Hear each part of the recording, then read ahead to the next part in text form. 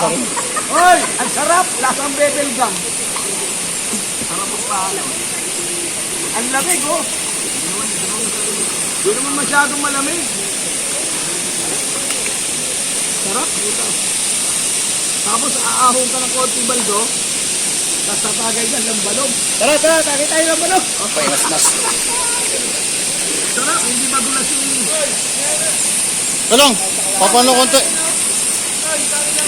Oo! Madulas ba? Teka, hindi tayo nagpapadali. Ulang muna kayo dyan.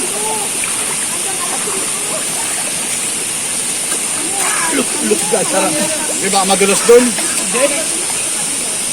Inilas mo ba? Di madulas yan. Yun, isang ka na eh. Tama yan, para mawala ang tama. Imubibital ba na? DJ, ang bawa na muna. Tupad daw. Alar.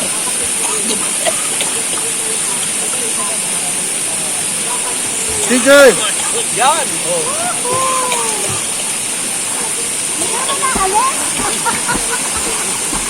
Ay, sarap. Wow, tagas. Asa yung lambanog? Lambanog. Wala po, malayo pa tayo eh. Baka! Ready yun? Hindi nga, aamutin tayo ng ano, pagbalik na daw niyan. Ang usapan namin nila rin kada dadaan ang mahulog kami na sa ahon. Ilog-log ulit yung mama. Ano na yan? Ano? Ika, kasat ko na tayo ng lambanog. Muna kahit kaunti lang, no? Teka lang tayo. Kaunti lang, pwede naman. Lot! Ay, ito talaga? Ayaw ko, mame. Kaya lalamigin ako eh. Madulas ang daan. Tatay. Madulas ang daan. Lambanog. Isang ilog, isang tagay. Kaya usawa na. Isang ilog, isang tagay. Okay. Tumbanog. Tumbanog. Mamaya tumbanog na kayo. Konti-konti lang. Ganyan lang, oh. Ang painit lang. Lagyan nyo ng konting tubig. Ako din lang. Para naman. Isang ilog, isang tagay. Tumbanog. Nakabigay yan tayo. Hindi, unti-unti lang tayo. Ganyan-ganyan lang, oh. Diba? Oo. Hindi, tubig, ano lang to. Nilinis mo na? Then, for... Nilinis ko na yan. Ay, ako! Di ba nakakaya? Di pa ako. Kahit dalawa pa kanina. Di ba namatanis yan? Di ba po? Yan, lambanog. May dala pa kayo isa? Dami nga. Huwag mo lang babala. Yun lang. Wala ako bumili. Pinipipil mo. Ha? Ah! Tubig! Kasyat ay si... Yung yata yung may binili pa, no? Sino ba bumili? Masarado pa?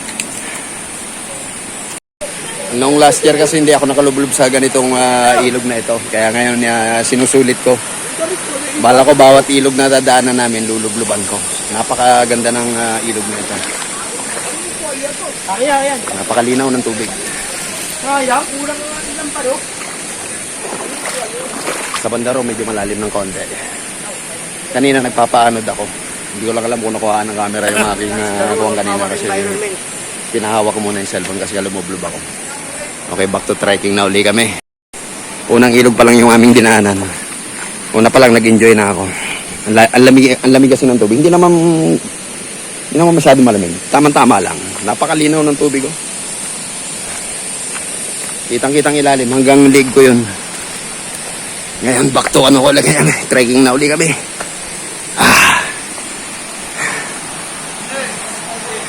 Ano, sa ilog na lang dadaan? Kung gusto nyo sa baba na lang dumaan, pwede.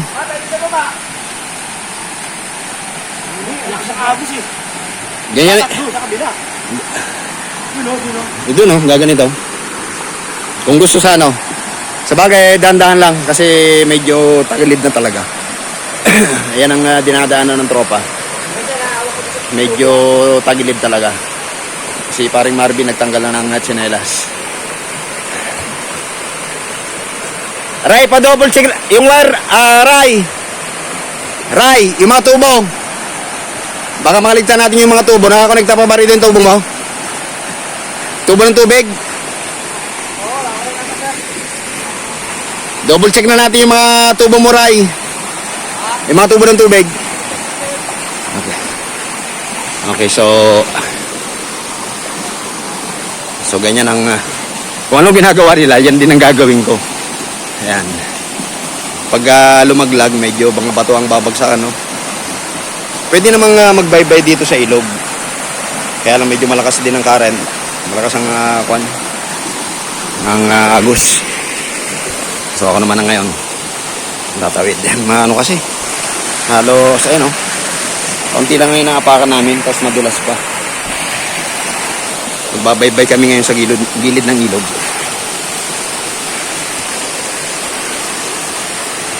Dapat itansyado talaga lahat ng aapakan para hindi madisgrasya. Noong nakaraang taon, madulas tong daan na ito kagawa ng medyo basa. Ngayon naman sobrang tuyo. May chance na mabasag yung inaapakan.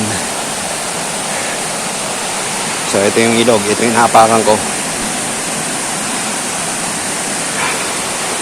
Mula dito sa taas, malinaw talaga yung tubig. Walang naliligo, maski isa. Kami lang ang tao ngayon dito. Bali siyam kaming nagpunta ngayon dito. Yung isa, dati kong estudyante sa Ryan. Gaya na ito, pala isipan ko saan ako aapa ko.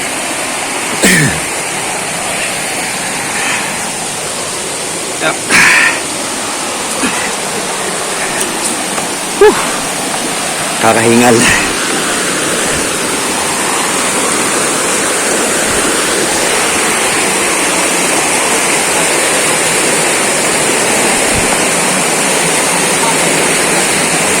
Dati nung nakaraan taon, medyo madulas kasi nga malumot. Ngayon medyo tuyo-tuyo, kaya medyo maganda yung daan. I mean, hindi masyado madulas. Hindi tulad nung nakaraan taon, talagang napakadulas.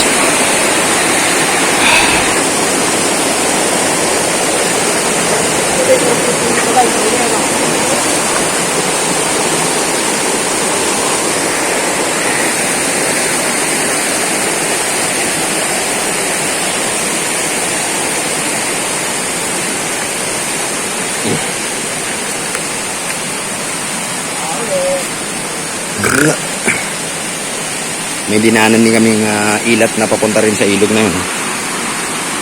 So itong tubig na to galing to sa bukal. Napakalinaw ng tubig na ito. Ito ang kanilang mga inumin na ginagamit dito. Dito sila kumukuha ng mga inumin na tubig. Manamis-namis ang tubig dito.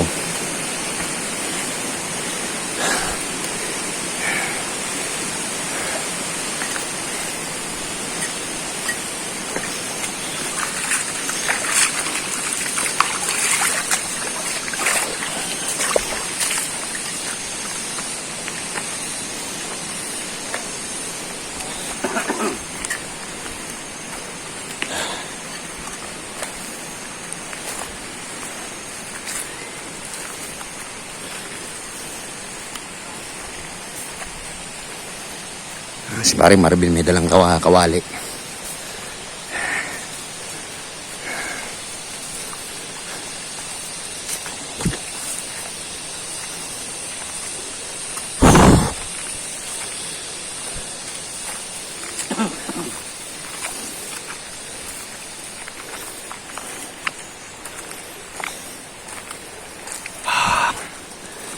Ibang kasama namin nasa may unahan na.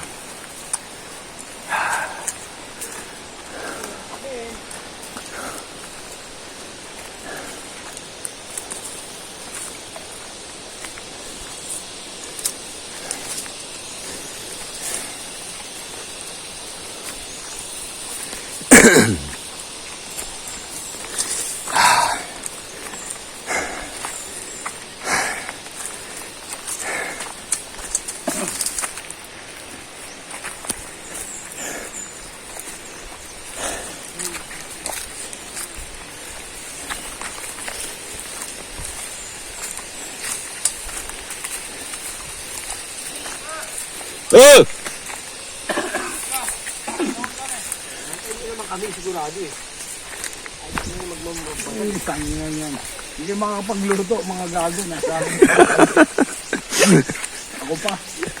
Matalino ako gaga. Hawak namin ng alas. Huwag namin alas. So, di magluto kayo dyan kamay. Nobal na. Hindi nila po. Dito pa yung shanse, oh. Hindi nila kami pwedeng iwanan. Hindi pwede iwanan. Hindi kayo kakain. Pre, dito kaldero. Ha? Hindi isalin.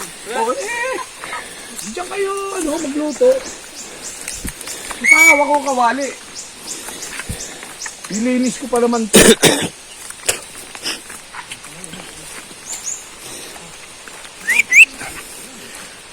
So pa. Nyo, ha? Hawak namin alas. So far, maliit na ibon pa lang nakikita ko sa lugar na to.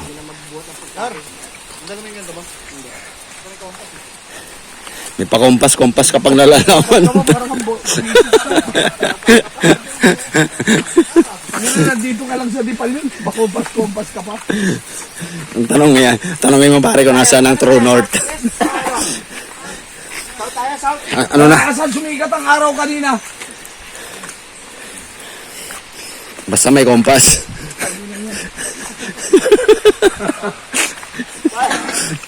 Parang si Aisha lang, sabi sa akin, putang Google yan, ang layo. Hindi, accurate yun.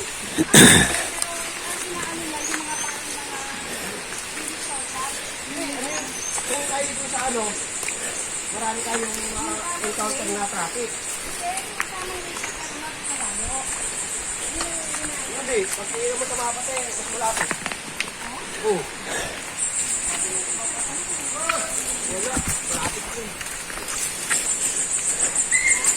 Nahati na ang grupo.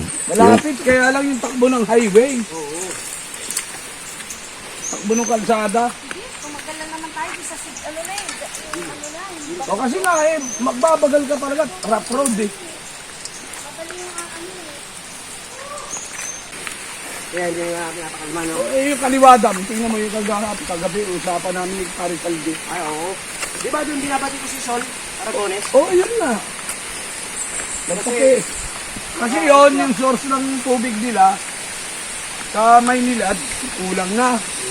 Kukuha doon. Kukuha dito, gagawin Binabaybay pa rin namin yung ilog. Yung nasa gilid pa rin kami ngayon ng ilog. supply ng tubig dito sa buong Maynila. Kaya lang ang problema roon, hindi, masisira ang komunidad ng mga katutubo dahil yung tirahan nila. Gigibayin, gagawin lang nga eh, no? Nakikita mo ang ginawa. Papatayin ko muna to at medyo tinitipid ko yung battery. Tira pagkalat-kalat sila.